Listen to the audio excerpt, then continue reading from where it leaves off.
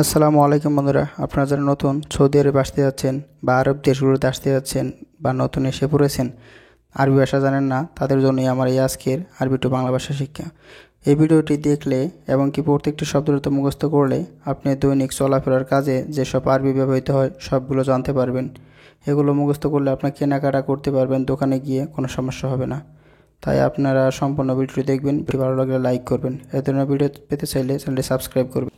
আরবিতে আনা এর বাংলা অর্থ হচ্ছে আমি। বাংলাতে বলা হয় আমি, আরবিতে বলা হয় আনা। আরবিতে ইনতা এর বাংলা অর্থ তুমি। বাংলাতে বলা হয় তুমি, আরবিতে বলা হয় ইনতা। আরবিতে আন্তা এর বাংলা অর্থ আপনি। বাংলাতে বলা হয় আপনি, আরবিতে বলা হয় আন্তা। আরবিতে নাহনু এর বাংলা অর্থ আমরা। বাংলাতে বলা হয় আমরা, আরবিতে বলা হয় নাহনু। আরবিতে নসিহা এর বাংলা অর্থ পরামর্শ। পরামর্শ দেওয়াকে বলা হয় নসিহা। আরবিতে আতি এর বাংলা অর্থ দিবে বা দেওয়া, কোনো কিছু দেওয়া বা দিবেকে বলা হয় আতি। আরবিতে সুরা সুরা আর বাংলা অর্থ তাড়াতাড়ি। তাড়াতাড়িকে আরবিতে বলা হয় সুরা সুরা। আরবিতে সুগল এর বাংলা অর্থ কাজ। কাজকে আরবিতে বলা হয় সুগল। সাউই এর বাংলা অর্থ করা।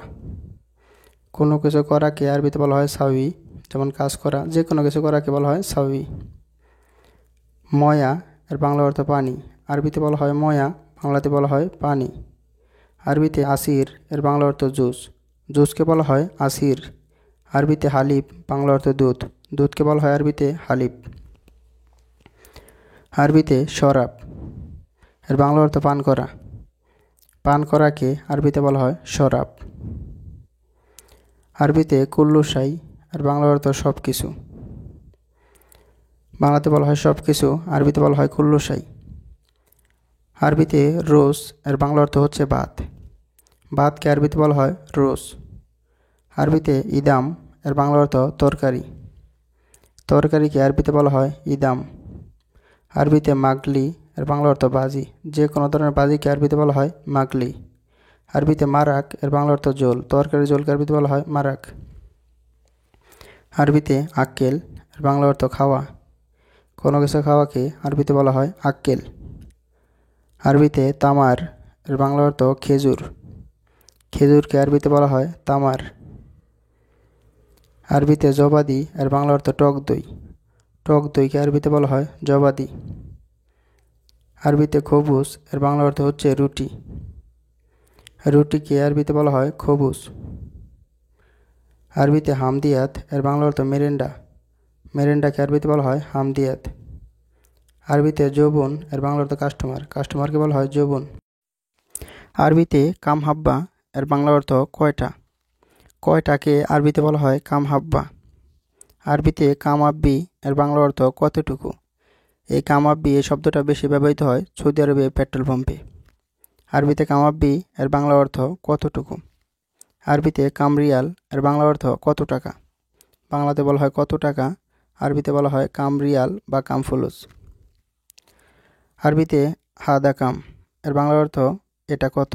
বাংলাতে বলা হয় এটা কত, আরবিতে বলা হয় হাদা কাম। হাদা অর্থ এটা, কাম অর্থ কত। আরবিতে হাদা আনা আতি এর বাংলা অর্থ এটা আমি দেব। এখানে হাদা অর্থ এটা, আনা অর্থ আমি, আতি অর্থ দেওয়া বা দিব। আরবিতে হাদা আনা আতি এর বাংলা অর্থ এটা আমি দিব। আরবিতে হাদা গালি জিয়াদা এর বাংলা অর্থ এটা অনেক দামি।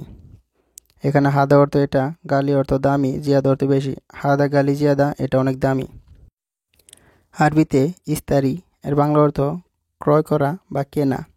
কোনো কিছু কেনাকে বা ক্রয় করাকে আরবিতে বলা হয় ইস্তারি। আরবিতে হাদা আনা ইস্তারি এর বাংলা অর্থ এটা আমি কিনব। বাংলাতে বলা হয় এটা আমি কিনব, আরবিতে বলা হয় হাদা আনা ইস্তারি। এখানে হাদা অর্থ এটা, আনা অর্থ আমি, ইস্তারি অর্থ ক্রয় করা বা কোনো কিছু কেনা। আরবিতে বিয়া এর বাংলা অর্থ বিক্রয় করা বা বেচা। কোনো কিছু বেচা বা বিক্রয় করাকে আরবিতে বলা হয় বিয়া। আরবিতে রেজ্জা এর বাংলা অর্থ ফেরত দেওয়া। কোনো কিছু ফেরত দেওয়াকে আরবিতে বলা হয় এরজা। আরবিতে হাদা মাবগা এর বাংলা অর্থ এটা লাগবে না।